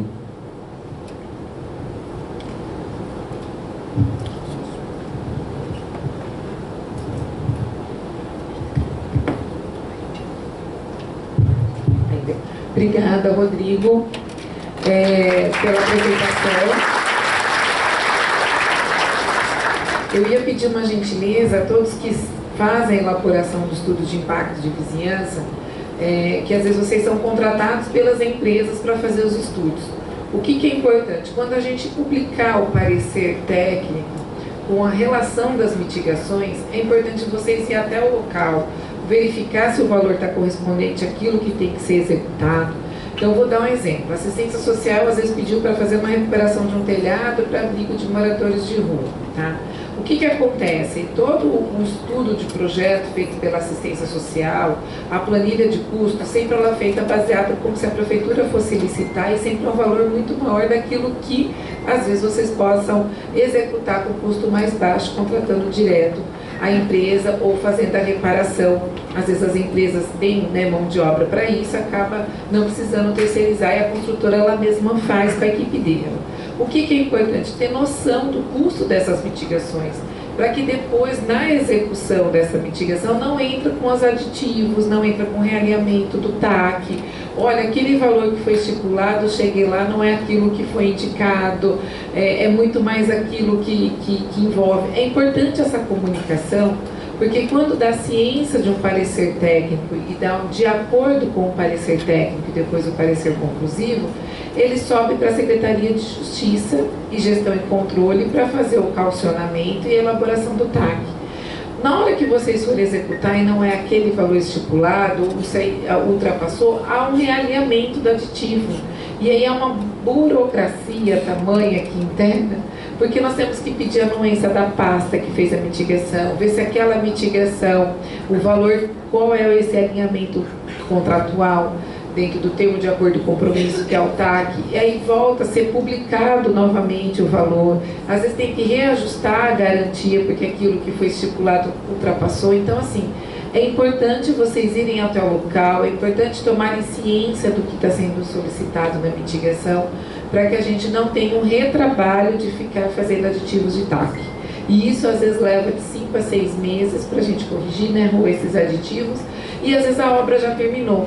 Enquanto não se cumpre a mitigação desse TAC, nós não conseguimos liberar o ABITS, que é o CCO, ou fazer o termo de entrega da obra, ou também liberar um alvará de uso de um estabelecimento comercial, né, um restaurante, um shopping, enfim, que tem algumas mitigações estabelecidas no TAC. Então é importante a gente vistoriar, ter ciência daquilo, passar para os seus contratados, né, dessas construtoras, a importância de checar essas mitigações e reajustar esses valores, porque esse é o momento da gente estar alinhado a isso. De repente ultrapassa o valor e a gente tem até os 5%, a gente tenta chegar até os 5% do custo total de obra para definir as mitigações, e às vezes não traz esse equilíbrio dentro do contrato, né, dentro do empreendimento. Então, por isso que a importância da gente sempre tomar ciência antes de concordar. E vocês que fazem os relatórios para essas grandes construtoras, é importante esse alinhamento, tá? Outra observação importante dentro do estudo de impacto de vizinhança, sempre colocarem as placas de obra para a gente startar o processo de participação popular, vamos dizer assim, né, de consulta pública, porque sem a placa, só o portal, a gente não starta outros procedimentos internos. E lembrando também que a gente compila as informações que vêm das outras secretarias. Então, às vezes, a morosidade não é do urbanismo. Às vezes é da Secretaria de Educação que nós manifestou, da Saúde, da Assistência, né, dos Serviços Públicos, o RIT na INTEC. Então, é importante vocês acompanharem e também cobrar as outras secretarias o desempenho dessas manifestações, tá? Então, isso tudo está acessível dentro do processo. A agenda com a Dani, com a Rafa, Camila, a Gra, que são as equipes do EIV aqui presente, para que vocês tenham conhecimento do número da SEI e vocês possam também nos ajudar aí nas secretarias e cobrando as manifestações. Porque a gente precisa das análises multidisciplinar para a gente montar um parecer. Então, é importante também vocês entenderem que às vezes a morosidade não só está na nossa pasta do urbanismo, e sim a gente depende de outras secretarias. Embora também nós somos, né, super atuantes, a gente liga para secretário, manda no WhatsApp o número da SEI, corre com isso, então é importante. Até porque o cumprimento do TAC, pessoal, a Secretaria do Verde não está liberando as licenças de operações, então se atenta a isso. Então não é só a não liberação do ABIX e do CCO, mas a LO, que é a licença de operação de alguns empreendimentos, a Secretaria do Verde está exigindo o cumprimento do TAC. Tá? Então, é uma outra observação também aí a gente a colocar, tá bom? Bom, vamos lá, Dani, falar um pouquinho do centro, tá? Eu vou passar aqui a palavra para a Dani, mas antes eu vou fazer uma abertura rapidamente. A questão do centro é um problema, né, de maioria das cidades metropolitanas, não só com questão aos moradores de rua, mas o desvaziamento da região central por atividades econômicas e atividades habitacionais. Então, o intuito desta gestão é que a gente olhe o centro como uma área de planejamento, é uma área estratégica, trouxe o plano diretor como um polo de desenvolvimento econômico. Nós temos 3 polos no plano diretor. A região do PITS, que é o Polo de Inovação e Desenvolvimento Sustentável, que é um ecossistema de inovação que a gente criou uma lei que vai desenvolver uma cidade tecnológica, vamos dizer assim, né, um polo, permitindo que todas as empresas de tecnologia tenham desenvolvimento no planejamento urbano, potencializando residências, comércios, serviços naquela região ali da Unicamp, PUC e CEATEC. Esse projeto de lei já está na Câmara. O segundo polo de desenvolvimento estratégico é o centro e o terceiro é o aeroporto. Na região central, são várias secretarias trazendo várias políticas públicas. Então, a pasta da Secretaria de Planejamento e Urbanismo, né, a gente estava com as duas na época, era fazer uma lei que permitisse retrofitar, reformar os edifícios que hoje já estão lá. E a nossa lei chega a dar isenção de 11 anos de IPTU para certos tipos de reforma, redução da alíquota do ISS de 5% para 2%. Então, temos vários parâmetros urbanísticos flexibilizados para reformar os edifícios na região central. E isso é uma questão urbana. A questão das finanças fez a lei Procentro, que é a redução da alíquota do ISS de 5% para 2% de 80 atividades de serviço. E a lei permite a isenção de quem já está lá. Então, é o escritório de advocacia, é uma farmácia, é uma padaria, enfim. Nós temos 80 quenais onde tem as pessoas circulando no centro. Ah, mas eu tenho uma escola que ela é online. Ela não gera pessoas movimentando o centro. Tem uma escola de ensino à distância. Ela não gera pessoas ali, né, circulando. Então, óbvio que ela não está enquadrada nos 80 serviços, prestação de serviço dos 80 quinais, que a lei Procentro foi feita pela Secretaria de Finanças. Tá? Então, a lei ela beneficia não só quem está, mas quem está vindo também para a região central. Nós temos também a questão da revitalização da Campos Sales, a Clicep, e agora também da Delfino Sintra, José Paulino, que são projetos da INDEC para trazer a mobilidade urbana, avenidas mais arborizadas e requalificadas. Nós temos pela Secretaria de Cultura o Centro de Convivência, nós temos o Mercado Popular pela CETEC, que está fazendo aí a reforma, junto com o terminal rodoviário. Nós temos assistência social, do retorno do programa dos moradores de rua, retornando para as suas cidades, né, natais. Então tem todo um trabalho de monitoramento desses moradores de rua, né, junto com as assistências sociais, fazendo que essas pessoas que estavam em outras cidades e, né, colocaram, vamos dizer, deram o passe, né, ou deram a compra do ônibus e trouxeram, compraram a passagem, né, e vieram aqui para Campinas, deslumbrando novas oportunidades, mas essas pessoas não têm onde morar, não têm onde viver. Então, o programa Retorno permite avaliar a necessidade desses moradores de ruas e fazer com que eles retornem às suas cidades natais.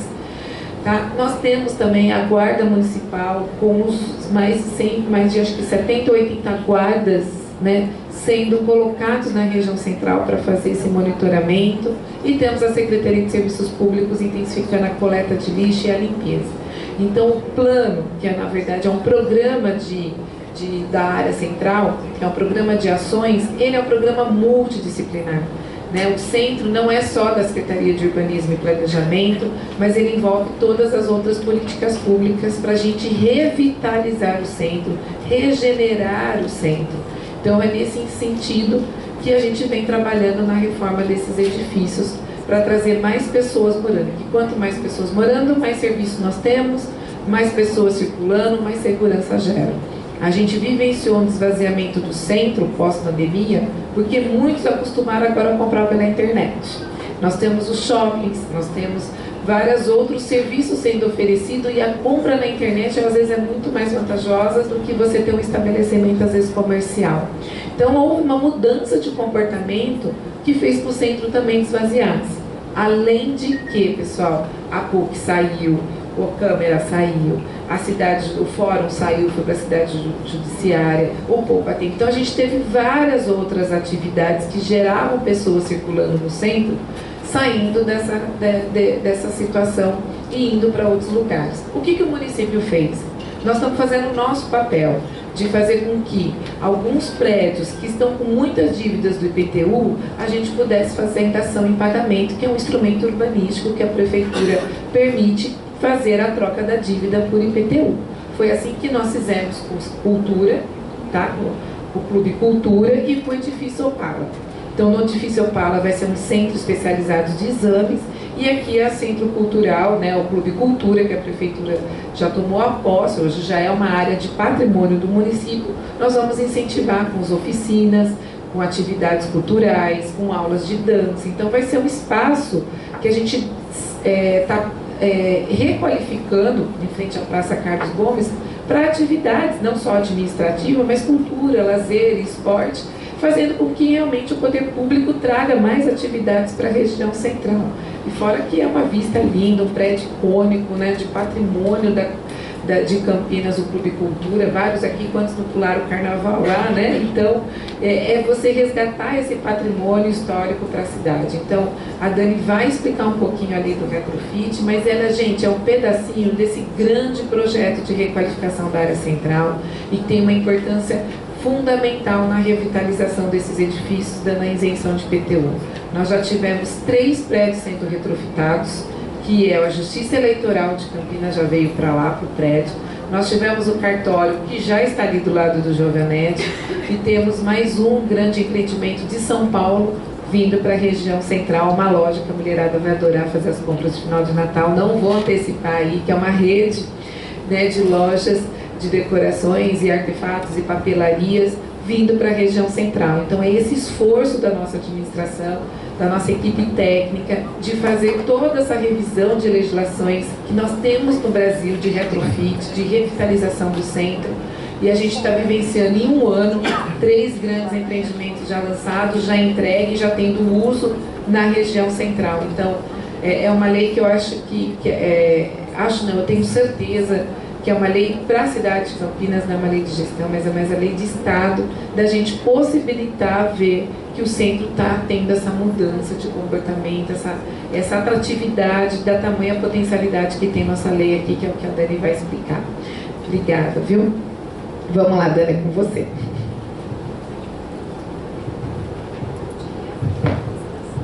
Estão me ouvindo? Então, a Carol já apresentou quase tudo.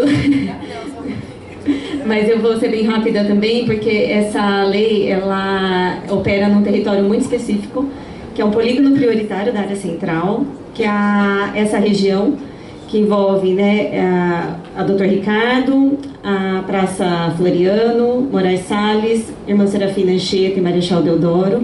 Então, todos os imóveis que estão contidos nesse polígono ou que fazem fronteira do outro lado da via com esse polígono, eles podem ser beneficiados da Lei 395, que é uma lei que foi aprovada em 2022 e regulamentada em 2023, e que ela foi feita, era a 4 mãos, agora a gente opera em 6 mãos, que é urbanismo, planejamento, na época a secretaria era junta, e mais a Secretaria de Finanças. A gente tem uma cartilha que está disponível no site. Eu vou mostrar um pouquinho como é que vocês têm acesso às informações para pleitear um benefício dessa lei, né? Essa lei, ela dá benefícios urbanísticos e fiscais. Então, além dos benefícios que a Carol já falou, de redução do ISS, isenção de IPTU, tem também isenção de TBI para alguns imóveis quando a reabilitação é maior, e a isenção de todas as taxas também de licenciamento urbanístico. Então, hoje vocês, para conseguirem visualizar essa lei, ela está no site da Secretaria de Urbanismo, no nosso centro retrofit. Então, os processos, eles são feitos também com aprovação exclusivamente eletrônica e desde junho de 2023, quando ele efetivamente passou a operar com os primeiros processos, a aprovação é feita, então, com acesso pelo portal, né, da Prefeitura nesse endereço. Pode passar. Obrigada. E aí, quando vocês entram nesse endereço, tanto pelo caminho da CEMURB quanto por aquele link, vocês vão chegar nessa página. Então, essa página tem toda a legislação, uma apresentação resumida da lei e de toda a pontuação para atingir uma das categorias de reabilitação e os benefícios. O polígono prioritário, o desenho do polígono, que eu já apresentei, e a cartilha que está disponível também para baixar direto pelo site. Se vocês entrarem ali no Saiba Mais, vocês conseguem ter toda uma explicação do que é, então, esse programa de incentivos fiscais, para quem quer o serviço e como solicitar o serviço. Então, aqui tem uma lista de documentação obrigatória, que é um roteiro, porque tem cada um dos documentos que precisa, embora eles estejam bem explicados no decreto, aqui tem um roteirinho também para facilitar. E tem também, como ele é feito via SEI, tem todo um manual de peticionamento, né, de como você se cadastra para ser um usuário externo do SEI e como peticionar esse processo. As etapas de análise, elas são a consulta preliminar, que é diferente, né, de outros serviços de aprovação de projeto dentro da secretaria. A gente faz uma consulta preliminar, que é opcional, mediante agendamento telefônico, lá com o pessoal do planejamento, mas é feito em conjunto com uma equipe técnica que é composta pelos técnicos da Secretaria de Planejamento e de Urbanismo. E a gente dá todas as orientações e avalia a documentação antes da pessoa peticionar, o que agiliza depois também a nossa análise. O protocolo, depois, efetivamente, né, a segunda etapa, depois da consulta preliminar, é protocolar o pedido no SEI. E aí tem aqueles links lá do manual de cadastro do usuário e o manual como você peticiona para a reabilitação das edificações na área central. Aí é feita uma conferência da documentação e análise técnica pela equipe técnica e envio para manifestação de áreas competentes. Então, dependendo da situação, a gente envia para o EIV, para a Secretaria de Cultura, o DIDC, porque também é uma coisa que, nesses casos, desses processos, toda a questão cadastral é levantada internamente, então não precisa apresentar a ficha informativa do imóvel, isso é feito internamente também para agilizar. E no caso da Secretaria de Cultura, só se o imóvel é tombado ou ele está em alguma área envoltória de tombamento. A gente solicita, às vezes, complementação de documentação para o interessado e aí já publica o deferimento e emissão do alvará. Esse é o processo aqui dentro da Secretaria. Depois ela vai para a Secretaria de Finanças, então também ele continua na plataforma SEI porque ele opera integrado com o sistema de outra secretaria. Os passos, então, lá naquele site, né, na página que tem a lei do centro, tem aqui no finalzinho dela, então, todos os anexos, então, de como a lista, né, que é aquele roteirinho da documentação obrigatória, o requerimento padrão para solicitar os benefícios da lei, a declaração do responsável técnico, o manual do cadastro do usuário externo, o modelo de procuração em alguns casos, que não é sempre que é precisa, mas está tudo explicadinho lá quando precisa, o fluxograma da aprovação, então se entrar aqui tem todo o fluxo que o processo passa internamente, o manual do peticionamento para reabilitação das edificações via SEI, e aqui também tem a lista dos serviços de construção civil, que tem redução de 5% para 2% do ISS, então se vocês tiverem dúvidas, lá está também explicadinho quais são os serviços que quando vocês abrirem, né, o cadastro no CNPJ da obra, quais são os serviços que vão ter a redução de 5% para 2%. Aí, então, assim, resumindo, a lei, ela traz 3 graus de reabilitação, então, né, da integral, parcial e mínima, e aí é um sistema de pontuação que também está no site, está no decreto regulamentador. E como o Matheus tinha apresentado, né, que existe um esforço também da administração de vistoria na área central, porque a gente sabe que são os imóveis mais antigos, que tem muitas questões relacionadas à segurança e à salubridade. A lei também, ela beneficia edifícios que estão dispostos a reabilitar as questões, os elementos de segurança da edificação. Então, ela pontua, né, o edifício que vai fazer uma atualização de elevadores, por exemplo, atualização do seu sistema de incêndio ou de gás, Então, isso é pontuado também para ele se enquadrar numa das categorias de reabilitação. E aí, conforme a categoria que ele se enquadra, é que ele vai ter os benefícios. Então, o benefício vai de 1 a 3 anos de isenção de IPTU durante a obra. Então, do mínimo é 1, parcial 2 e integral 3. E depois mais 1, 2 ou 3 anos de isenção integral de IPTU pós-obra, conforme a categoria. E depois um gradativo, né, da cobrança do IPTU até chegar a 100%, que também varia conforme a categoria de reabilitação. Além disso, e da redução do ISS e das taxas, para as categorias parcial e integral, ele também tem isenção de TBI. Na parcial, ele tem isenção de TBI na primeira venda pós-obra das unidades retrofitadas, se a venda ocorrer até 2 anos após a conclusão da obra. E na reabilitação integral, ele tem a última venda, né, antes da aquisição do imóvel, e a primeira venda pós-obra, também com essa mesma condição de ser até 2 anos, ele tem isenção integral de ITBI. Então, assim, no resumo, são incentivos urbanísticos e fiscais, a consulta preliminar, que pela nossa experiência tem ajudado bastante, agilizado depois na análise dos processos. Tem uma outra questão aqui, que essa lei, como ela tem bastante flexibilidade, inclusive na questão da legislação de parâmetros que estão vigorando para o resto da cidade, né, em relação à lei de uso e ocupação do solo, a 208, então ela traz uma série de áreas que não são computáveis, quando são áreas que são para melhorar a condição do imóvel que já está ali. E a gente tem na área central uma questão cadastral que é bastante desafiadora, porque é a área mais antiga da cidade e o nosso cadastro ainda tem algumas informações que são ou contraditórias ou que não tem ainda toda a validação do município. Então, hoje o proprietário também, nessa lei, ela traz uma figura que é a área edificada constatada, que é possível comprovar a área da edificação não só por aqueles documentos que são exigidos na 208, mas pode ser com outras formas de documentação. Então, além da matrícula do imóvel, do IPTU, que ele pode comprovar a área que a Secretaria de Finanças já reconhece como a área do edifício, ele pode também contratar um responsável técnico que faça um levantamento e valide que aquela é a área efetiva da edificação.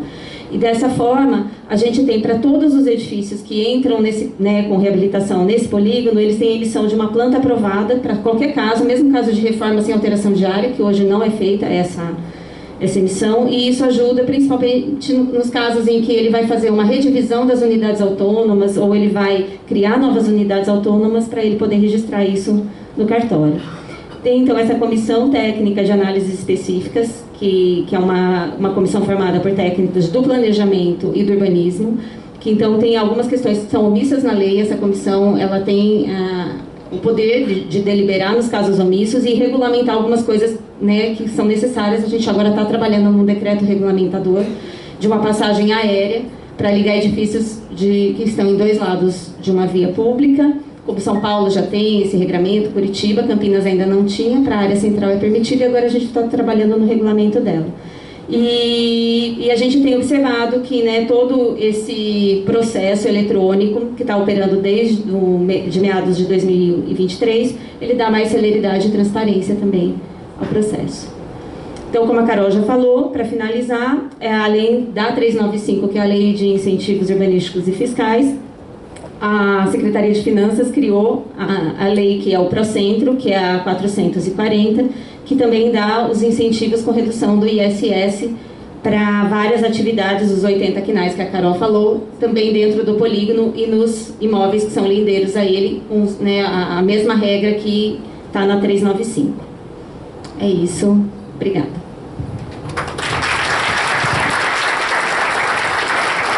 Obrigada, Dani. Só complementando aqui também, essa questão dos incentivos de ISS-QN para essas atividades na Lei Procentro é uma solicitação direta feita à Secretaria de Finanças, né, Dani? Então, não passa por essa comissão de técnicos e arquitetos para analisar a reforma do edifício, tá? E a gente tem tido praticamente, acho que mais ou menos uns 30 atendimentos até agora, né, que a gente teve do centro. O ano passado, 36, né, Dani? E agora somado, acho que não. Agora somado, esse ano está batendo 55. 55 atendimentos, 36 no ano passado e 55. Porque tem muitos moradores né, de idade que às vezes não tem condição de fazer chamadas extras no edifício e querem reformar, quer pôr uma calçada mais larga, uma rampa, uma portaria, melhorar a fachada, pintar, né? Então às vezes fazer uma churrasqueira lá no fundo, enfim. Qualquer reforma que atenda os 180 pontos aí tem uma isenção de 11 anos de IPTU. Então é uma facilidade do morador não ter que fazer chamada extra, mas o IPTU tem que ser pago. Então é uma maneira da gente começar a reformar esses edifícios na área central, possibilitando que eles não paguem o IPTU e sobra um dinheirinho para fazer as chamadas extras dos edifícios. Então a gente teve muita procura dos síndicos, né, na região central, analisando. E por que alguns critérios que a gente não consegue colocar também na lei? Tem alguns edifícios que reformaram, faz 2 meses, 3 meses, trocaram o elevador, e o elevador é um item que pontua bastante, né? Então a gente considera pelas notas fiscais, pelas apresentações de contratos com os prestadores de serviço. Então tudo tem uma coerência para não inibir uma grande iniciativa na região central. Então isso a gente passa também por essa comissão, essa possibilidade. Além de que os projetos não pagam taxa de análise nenhuma na questão do centro. Vocês podem ter o coeficiente extrapolar, então vou fazer uma cobertura, vou colocar uma escada para atender o AVCB, né, Matheus, do Corpo de Bombeiro, que é um grande problema na região central. Então vou trazer uma escada porta incêndio na fachada, aí vocês fazem aquela bonequinha, embute a escada. Então tudo que aumenta a área construída para segurança, acessibilidade, permeabilidade visual, isso não computa a área construída na região do centro, até para a gente poder fazer essas grandes reformas. E um outro ponto positivo também da lei, eu tenho áreas de vagas de cargos no térreo. Posso transformar essa vaga no uso misto e permitir uma cafeteria, uma manicure ou qualquer serviço ali que possa não trazer incomodidade ao prédio que se tornará misto. Então eu tenho prédios residenciais, eles vão se transformar em uso misto, é feita uma nova aprovação para que vocês levem ao cartório e subdividam as matrículas.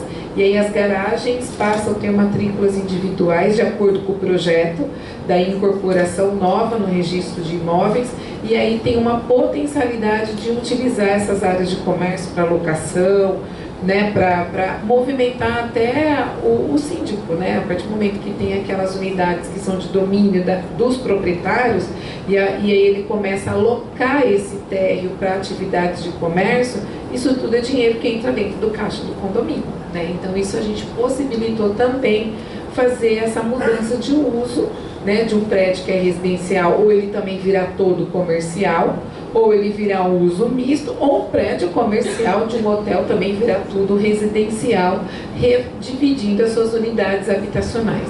Nós tivemos uma visita muito grande em São Paulo, passamos por 4, 5 prédios, inclusive o Virgínia e outras iniciativas de retrofit na região central, e está se trabalhando muito com estúdio, né? Então, a cidade de São Paulo, comparada à nossa, é uma cidade metropolitana, tem muitos estudantes. Então, como trazer essa população também jovem para o centro? Então, eles fizeram vários apartamentos, subdividindo em 1 ou 2 unidades, colocando ali uma copa, uma pia, o banheirinho, fazendo lavanderia coletiva e trabalhando a unidade como estúdio para que a gente possa, né, potencializar mais essas pessoas morando no centro, né? E aí os empresários colocam no Airbnb, fazem a locação, né, aí, né, do jeito que o mercado, né, imobiliário e corretores de imóveis fazem toda essa propaganda. Mas existem grandes possibilidades. A gente tem 2, 3 projetos, né, gente estudando essa mudança de reforma das unidades habitacionais e hotéis, transformando em residência. Então, a lei veio para ficar, a gente está vendo grande potencialidade, muita procura, e nós agora estamos colhendo os frutos dessa grande lei da reforma. Pessoal, obrigada por hora, a gente vai parar um pouquinho, uns 15 minutos agora para a gente tomar um café, porque agora é 11 horas, umas 11h10 a gente pode voltar para qualquer dúvida que esteja aqui, nossa equipe vai estar aqui de plantão, né, e aí a gente fecha às 11h30, tudo bem? Então, uns 10 minutinhos a gente toma um cafezinho, e quem quiser retornar para tirar dúvida, alguma coisa que não ficou claro ou alguma contribuição, a gente está aqui para ouvir vocês, tá bom? Muito obrigada. Até daqui a pouco. Ah, tá. O pessoal não pode trazer comida aqui dentro, tá? Então, se quiserem deixar as bolsas para guardar os lugares, fiquem à vontade, a gente vai estar aqui e tem um cafezinho lá para vocês.